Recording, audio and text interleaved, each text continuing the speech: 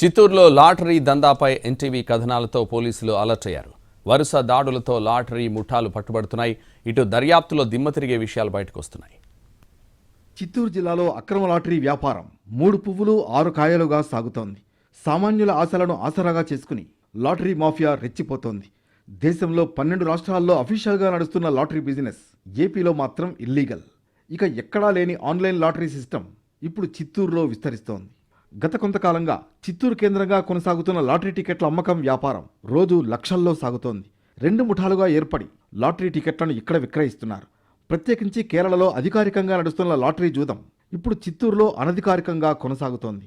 Kerala lottery online టికెట్లను చిత్తూరులో పలుచోట్ల అమ్ముతున్నాయి ముఠాలు. వేలూరు, గుడియాత్తం, చెన్నై తదితర ప్రాంతాల నుంచి కొందరు చిత్తూరు కేంద్రంగా లాటరీ వ్యాపారాన్ని సాగిస్తున్నట్లు సమాచారం. ఇక్కడి నుంచి జిల్లాలోని వివిధ ప్రాంతాలకు టికెట్లను పంపుతున్నారు.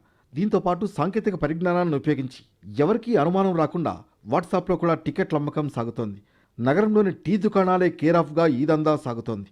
ఇందుకోసం ప్రత్యేకంగా ఏజెంట్లు కూడా ఉన్నారు. Chittoor old bus stand, Dargah circle, Girimpeta, market area, government hospital area, Kongareddipalli ప్రాంతాల్లోని చిల్లర దుకాణాల్లో ఆన్లైన్ లాటరీ టికెట్ల నెంబర్లను తెల్లని కాగితంపై రాసి అమ్ముతున్నారు. కార్మికులు, చిరు ఉద్యోగులే ఈ ముఠాల టార్గెట్. కొద్ది రోజుల క్రితం ఎన్టీవీ ఈ వ్యవహారంపై ప్రత్యేక కథనాలను ప్రసారం చేసింది. దీంతో పోలీసులు గత వారం రోజులుగా రంగంలోకి దిగి దాడులు చేస్తున్నారు. ఇప్పటి వరకు 10 మందిని అరెస్ట్ చేశారు. ఇక లాటరీతో పాటు మట్కా నెంబర్ గేమ్ జోరుగా సాగుతోంది.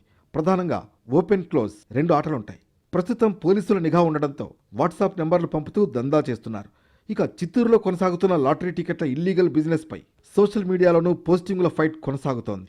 సంబంధించిన వ్యక్తులు దాన్ని కొని అత్యాసపోయి వాళ్ళ యొక్క హార్డ్ మనీని వాళ్ళ కుటుంబ సంక్షేమం కాకుండా ఇట్లాంటి వ్యసనాలకి ఖర్చు పెడుతున్నారు అనేది మీ అందరికీ తెలిసిన విషయమే. కాబట్టి మన కేరళ లాటరీ ఎట్టి పరిస్థితుల్లో కూడా మన ఏపీలో అనుమతి లేదు, లైసెన్స్ లేనివి.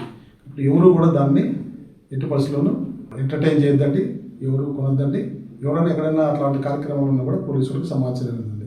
ఇక చిత్తూరుకు చెందిన ముఠాలు తమిళనాడు, కర్ణాటకలోనూ ఆన్లైన్ లాటరీ టికెట్ల అమ్మకాలు కొనసాగిస్తూ పట్టుబడుతున్నాయి. ఈ దందాను పూర్తి స్థాయిలో కట్టడి చేయాల్సిన అవసరం ఎంతైనా ఉంది.